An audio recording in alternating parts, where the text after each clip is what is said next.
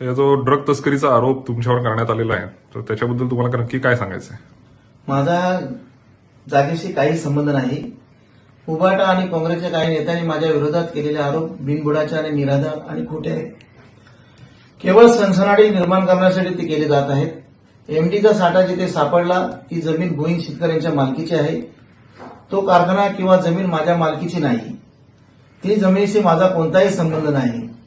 माझ्या मालकीच्या कोणत्याही जागेवर छापा टाकलेला नाही. जिथे छापा पडलाय ती जमीन जमिनीपासून 2.5 ते 3 किलोमीटर आहे. माझ्या जमिनीचा सातबारा 17/1 या क्रमांकाचा आहे. ही सातबारा आहे. अंतर छापा पडलेला त्या जमिनीचा सर्वे क्रमांक 4/1 आहे. आणि सुषमाताईंनी जरा माहिती घेऊन जर बोलले असते तर बरं झालं असतं. ही जमीन योगायोग नाही तर वडिलोपार्जित असल्याने आमच्याकडे ही जमीन त्याचा अब्लिक क्रमांक हा 30/10 आहे. इथून जे घटना घडली आहे त्याचा कमीत कमी 15 ते 16 किलोमीटर अंतर आहे. आमच्या इथे कुठलेही 5 स्टार हॉटेल होणार नाही. इथे काही कृषी पर्यटन करण्याचा माझा मानस आहे. स्थानिकांना रोजगार मिळावा ही आमचा एक उद्देश आहे.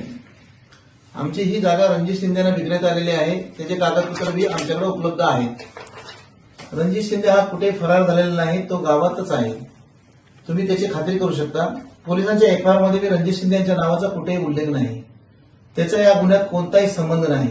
पोलिसांनी स्पष्ट केलेले आहे. तिथल्या हॉटेलमधून आरोपींना कोणतेही जेवण जात नव्हतं हे पोलिसांनी चौकशीत सिद्ध केलेलं आहे. केवळ राजकीय दोषापोटी हे सर्व आरोप केले जात आहे. आमच्या कुटुंबाला बदनामी कट रचला जातोय. बदनामी करणाऱ्या कायदेशीर नोटीस मी देणार आहे. त्यांनी आरोप मागे घेतले नाहीत तर त्यांच्या विरोधात आबरू नुकसानाचा दावा दाखल केला जाईल. आणि जे आरोपी या गुन्ह्यामध्ये पकडलेले आहेत त्यांना सक्त आणि कठोर कारवाई झाली पाहिजे या मताचा मी आहे. आणि जे इतर आरोपी असतील त्यांना बी पकडून आत्महत्या टाकण्याचा या मताचा मी आहे.